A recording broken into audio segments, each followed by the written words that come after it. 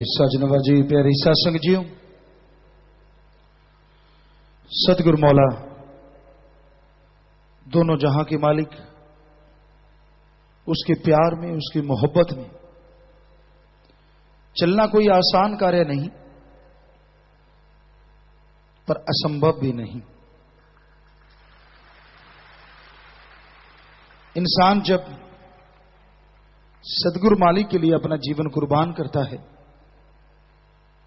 सारी दुनिया का त्याग करता है, तो उसके दिलो दिमाग में एक ही चीज होती है, अपने सतगुरु मुर्शिद से प्यार बढ़ाना, अल्लाह वाहिगुरु मालिक को पाना और उसकी औलाद की सेवा के लिए सारा जीवन कुर्बान कर देना। लेकिन ज्यों ज्यों समय बढ़ता है, बहुत सी इच्छाएं उसके अंदर घर कर जाती हैं। मान बढ़ाई चाहिए, वाह वाह चाहिए, मैं ही आगे हूं बाकी सब पीछे चाहिए, बहुत सी चीजें, और जिसके साथ जुड़ जाती हैं ईर्ष्या, नफरत, दोई, द्वेष। एक कहावत, हम एक दोहा कह लो, शेर कह लो, आपको सुनाया करते हैं,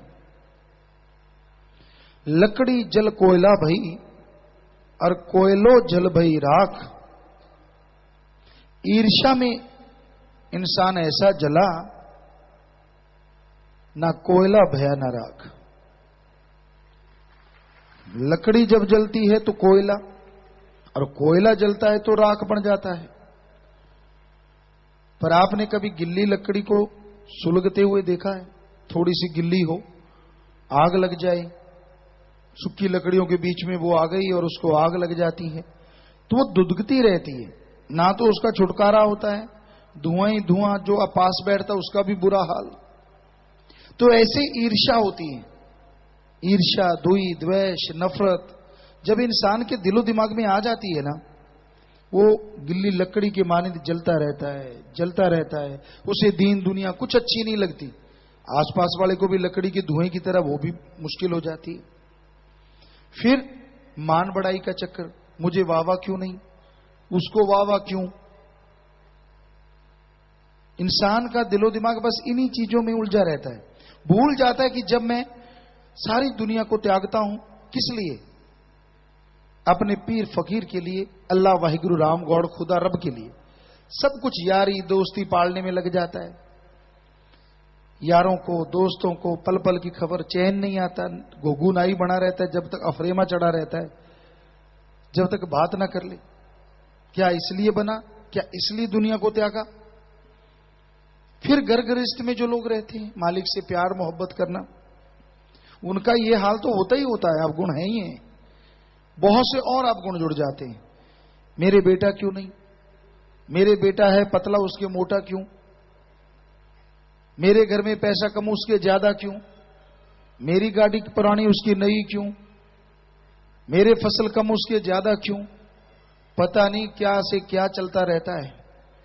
तो ये सारी अड़चने हैं, और इनके साथ जो महा अड़चने हैं, काम वासना, क्रोध, लोभ, मोह, अहंकार, मन, माया, वो तो फिर भयानक है।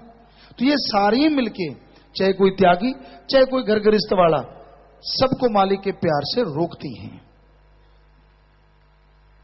ये रुकावटें बन जाती हैं, ये पहाड़ बन जाती हैं, और आदमी डगमगाने लगता है, आदमी का दिलो दिमाग खराब होने लगता है, वो अपने इखलाक से गिरना शुरू कर देता है। तो भाई, ये सब अड़चने तभी दूर होंगी जब आप लगातार सुमरन करोगे, लगातार भक्ति करोगे। भक्ति अगर आप नहीं करते तो ये अड़चने बहुत ही भयानक है। किया गया सुमरन इन्हीं से टकरा टकरा के चकनाचूर होता रहता है। मतलब सुमरन तो आप करते हैं, उसका फल तो मिलना है, लेकिन साथ में काम वासना, क्रोध, लोभ, मोह, अहंकार, मन, माया, निंदा, चुगली, ईर्ष्या, द्वेष, ये सारा भी करते रहते हैं। तो किया गया सुमरन इन्हीं से आपको बचाने में खत्म हो जाता है। आप बचे तो रहते हैं, कई बार आदमी सोचते हैं यार मैं ये बुरे कर्म करता हूं, ऐसे करता हूं, फिर भी मैं ठीक ठाक हूं, वो ठीक ठाक किया गया सुमरण ही बचाता है।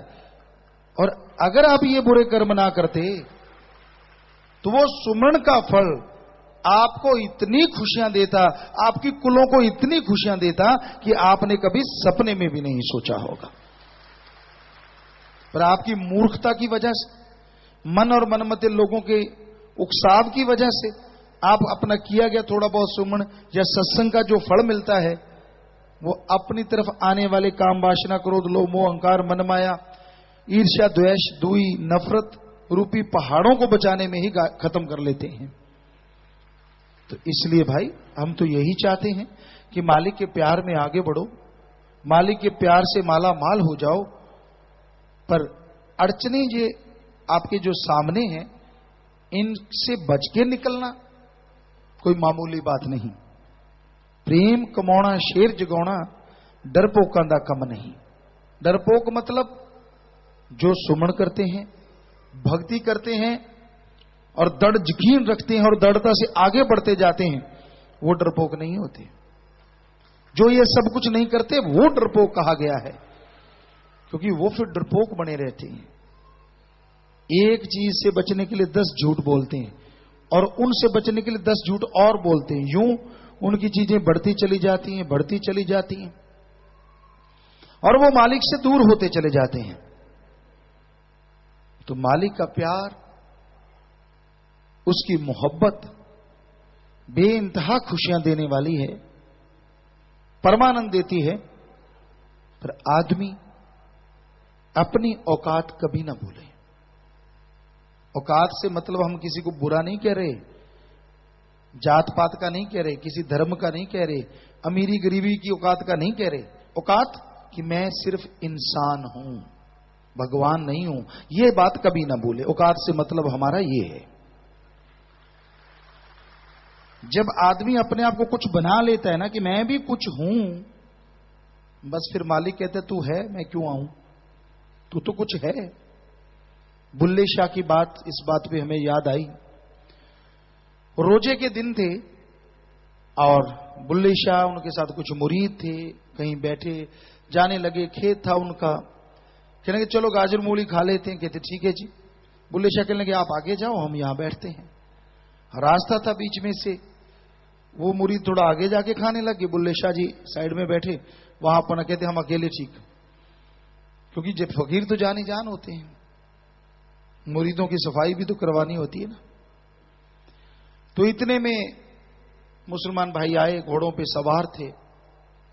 उन्होंने देखा शक्ल सूरत से जो ये भी मुसलमान है, अरे ये गाजर मूली खा रहे हैं, लगी हुए खाने में।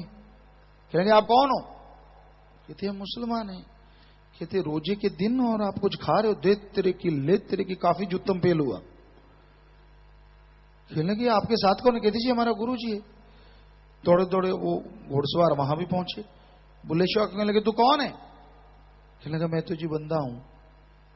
कहने लगे कोई जात कोई धर्म? कहते ना जी कुछ भी नहीं, मैं तो सिर्फ बंदा हूं। कहते छोड़ पागल, चले गए सारे। शिष्य आए, कहते गुरु जी आप तो बिल्कुल कुछ नहीं कहा, बातें करके वो चले गए, और हमारा तो देखो हाल, बुरा हाल है, कपड़े तक फाड़ दिए, सारी शरीर में टस टस हो रही है यहां जहां उनकी पड़ी है। तो ये क्यों हुआ? बुल्ले शाह कहने लगे आप कुछ बने होंगे, हम कुछ बने नहीं। आप बने हो तो ले लो फिर। तो कहने का मतलब जब आप कुछ बन जाते हैं ना, फिर काल के यूं ही पड़ती है चारों तरफ। कभी काम वासना, कभी क्रोध, कभी लोभ, कभी मोह, कभी अहंकार, कभी मन, कभी माया, कभी ईर्ष्या, कभी दुई, द्वेष, देख तेरे की तड़ातड़ पड़ती है और सारे सिमरण उसी को बचाने में लग जाता है। सुमन ढाल बन जाता है कि ना भाई इसके नहीं पढ़नी चाहिए, ये तो मालिक का बच्चा है। फिर आप कहते हैं मैं सिमरण तो करता हूं, सत्संग तो सुनता हूं, फल क्यों नहीं मिलता? अरे कहां से मिले? वो सारा तो आपको बचाने में, आपकी की गई करतूतों को आपसे दूर करने में ही लग जाता है। कहां से आपको खुशियां लाके दे दे? कोई बचनों में काट करना शुरू कर देते, फिर तो कहना ही क्या है। फिर तो बहुत ज्यादा सुमन किया हो तो चाहे बचा ले, वरना वो आप पापों के अधिकारी बनते चले जाते हैं। तो इसलिए भाई खुशियां तो सुमन में हैं, तमाम 100% खुशी देता है। हो ही नहीं सकता कि जिसने मालिक से नाम लिया हो, दृढ़ यकीन रखता हो, उसे कोई कमी आ जाए। लेकिन कमियां आपकी जब तक निकलती नहीं, सुमन का पूरा फल आपको मिलता नहीं। तो ये इन सब कमियों को निकालने के लिए सुमन करो, सेवा करो, प्यार मोहब्बत के रास्ते पे फिर चला जा सकता है। यारी एक से ही रखो, अल्लाह वाहिगुरु राम से। कभी किसी को दोस्त बना लिया, उसको सारी पट्टी पढ़ाता है, फिर उसको दोस्त बना लिया। कईयों को तो बिना दोस्त के कब्जी हो जाती है। नहीं, हकीकत है ही। जब तक दो चार इधर उधर की ना करें तो फारिग नहीं होते उस काम से, रोटी हजम नहीं होती जब तक उनसे बातें ना कर लें। और बने भक्त हैं हम तो जी, भक्त बने किसके लिए? उस यार के लिए। अरे बने हो अल्लाह वाहिगुरु राम के लिए, उसके लिए नहीं। क्या आज ये सोच के आए थे घर से कि हम आदमी के पीछे चलेंगे? नहीं, चाहे वो गृहस्थी चाहे वो त्यागी, जो मालिक से प्यार करता है वो एक ही चीज सोच के आता है कि गुरु पीरो मुर्शिदे कामिल के वचनों पे 100% चलेंगे और वचनों पे अमल करेंगे। तो फिर ये आदमी कहां से आ गए?